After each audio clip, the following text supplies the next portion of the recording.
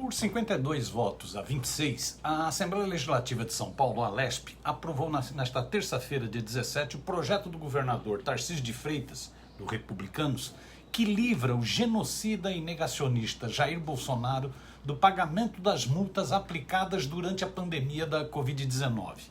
O capacho do fascista, o governador, até levou um susto. O artigo criminoso que anistia as dívidas foi votado separadamente e conseguiu apenas 4 votos acima dos 48 necessários para dar quórum à sessão. As bancadas dos partidos de esquerda, que somam 25 deputados do PT, PSOL, PCdoB e Rede, votaram contra o projeto.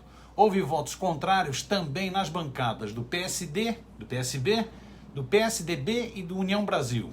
Aspas. Entre os 11 tucanos, 5 declararam obstrução, assim como o PDT e o Novo, o que na prática é um posicionamento contrário ao artigo, pois atrapalha o quórum. Um dos vice-líderes do governo, Tomé Abduche, do Republicanos, declarou também abstenção, relata o jornal Folha de São Paulo. A anistia é um desrespeito às vítimas da Covid-19 em São Paulo e um atentado aos cofres públicos. Por não usar máscaras em suas motociatas, comícios e concentrações, o ex-presidente, em plena campanha, foi multado 6 vezes pelo governador João Dória, pelo governo de João Dória, do PSDB. A dívida alcançou 1,1 milhão de reais e a gestão atual do Tarcísio cobrou o negacionista em ações judiciais. O processo na justiça chegou até a gerar um certo desgaste entre as milícias bolsonaristas, os milicianos bolsonaristas, e o governador forasteiro, bancado por Bolsonaro, que depois recuou covardemente. Segundo especula a Folha, que aposta no governador paulista como uma possível terceira via na sucessão presidencial, houve intrigas na base governista. Aspas. Os bolsonaristas reclamaram que Tarcísio não se empenhou em conseguir os votos, ou seja, apesar de ter acenado ao padrinho Bolsonaro ao enviar a proposta, ele depois não se dedicou a mobilizar suas bases. A crítica de Tarcísio deixa em segundo plano as pautas. Há críticas também que Tarcísio deixa em segundo plano as pautas ideológicas e as demandas bolsonaristas. Isso tem sido um problema constante entre os interlocutores do ex-presidente. Fecha aspas. A aparente briga, porém, durou pouco. Era só jogo de cena mesmo. Tarcísio de Freitas é um capacho do capetão. Foi gestado por ele, é cria dele e é seu fiel serviçal. Na reta final da votação na ALESP, o governador inclusive anunciou que vai liberar o restante dos 11 milhões que prometeu em emendas parlamentares extras até o final do ano.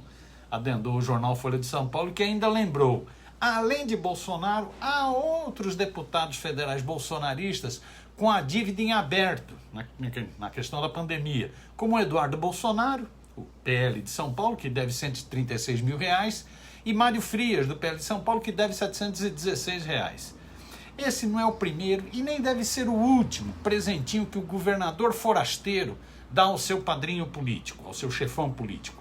Em agosto passado, a imprensa revelou que Tarcísio de Freitas havia convidado a mãe da neta de Jair Bolsonaro para uma representação do governo paulista nos Estados Unidos.